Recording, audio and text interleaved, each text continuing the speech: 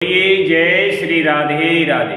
प्रिय विद्यार्थियों, आज हम आपके लिए श्रीमद् भगवद गीता से संबंधित एक वीडियो लेकर के आए हैं। आप लोग ध्यान से समझिए। ये यूपी टेट में, सुपर टेट में और सी टेट में भी इससे संबंधित प्रश्न आ जाते हैं, तो ध्यान से समझने की ज़रूरत है। तो बात यहाँ पर आ रही है कि गीता, पहले ये समझ लीजिए अच्छी तरह से, गीता कहाँ से ली गई है। तो गीता महाभारत के पर्व, इसका नाम है भीष्म पर्व। महाभारत में एक भीष्म पर्व है, उससे ये गीता ली गई है। और उसमें गीता में अध्याय कितने हैं?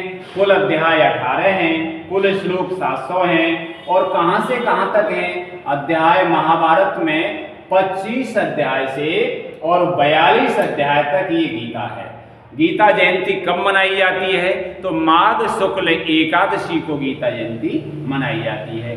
गीता के अध्यायों के नाम और श्लोकों की संख्या इस क्रम में हमने जो लिखा है अच्छी तरह से समझते चलिए। तो गीता के अध्याय 18 हैं, वो क्रमबद्ध रूप से लिखे गए हैं। पहले नंबर पर है अर्जुन विषाद योग। अर्जुन विषाद योग है और इसमें श्लोक कितने हैं? तो इसमें श्लोक आते हैं 47। दूसरे नंबर पर है सांख्य योग। सांख्य योग में 72 श्लोक हैं। तीसरे नंबर पर आता है, तीसरा अध्याय है कर्म योग। कर्म योग में 43 हैं। और चौथा नंबर है ज्ञान कर्म संन्यास योग। ज्ञान कर्म संन्यास योग में 42 श्लोक हैं। पांचवा नंबर है कर्म संन्यास योग। कर्म संन्यास योग में 29 हैं। छठवां नंबर है आत्म संयम योग।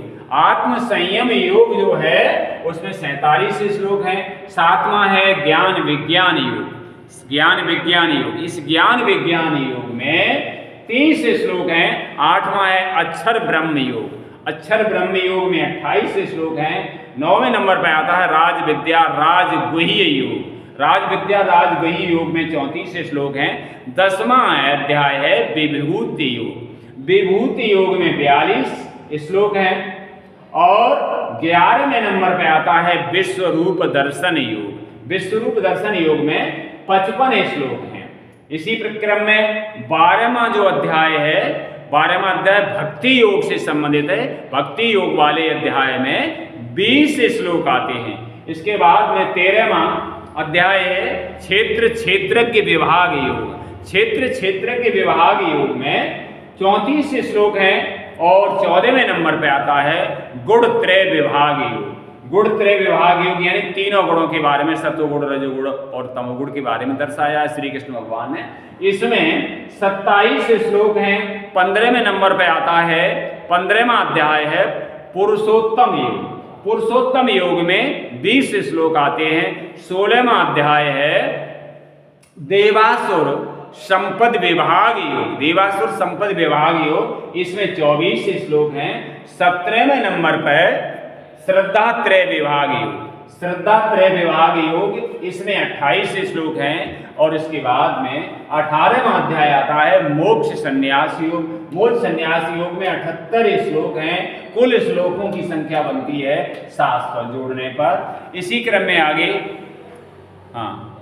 आगे का क्रम चलता है। तो देखिए भाई, पांडवों के जो 5 भाई थे, युधिष्ठिर, भीम, अर्जुन, नकुल और सहदेव, इनके साथ में श्री कृष्ण भगवान सारथी के रूप में रहे थे महाभारत के युद्ध में।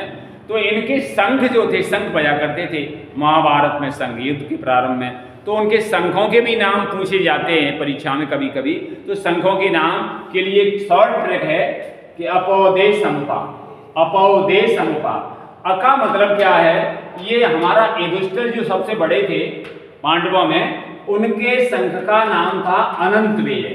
अ से शुरुआत होती है, अनंत व्यय। युधिष्ठिर का ये संघ था। दूसरे नंबर के भाई उनके जो थे भीम थे। भीम, तो ये पौ लिखा हुआ है, पौ से संबंध है पौंड्र का। तो ये इनका पौंड्र नाम का संघ था। इसके बाद दे लिखा है, दे। तो तीसरे नंबर पर दे लिखा है। दे का मतलब है देवदत्त और ये अर्जुन का संघ है। चौथे नंबर पर सा लिखा है। स का मतलब ये सघोष। सघोष नाम का जो संघ था वो नकुल जी का था। इसके बाद सहदेव जी का मणिपुष्पक, ये जो माँ लिखा है, माँ से संबंध है मणिपुष्पक। तो सहदेव का जो संघ था उसका नाम था मणिपुष्पक। इसके बाद में अंत में आता है पा। पांचजन्य नाम का जो संत था वो श्री कृष्ण भगवान का था। श्री कृष्ण भगवान के संत का नाम पांचजन्य था, तो आपको अच्छी तरह से याद हो गए होंगे। इसके बाद इसी क्रम में श्री कृष्ण के कुछ नामों की भी चर्चा करते हैं, ध्यान से सुनिए। श्री कृष्ण के नाम है, देखो, ऋषिकेश है, कमले, कमल नेत्र है, अरिसूदन है, परमेश्वर है, केशिनी सूदन है, और देवदेव मधुसूदन अच्युत, और जनार्दन महायोगेश्वर।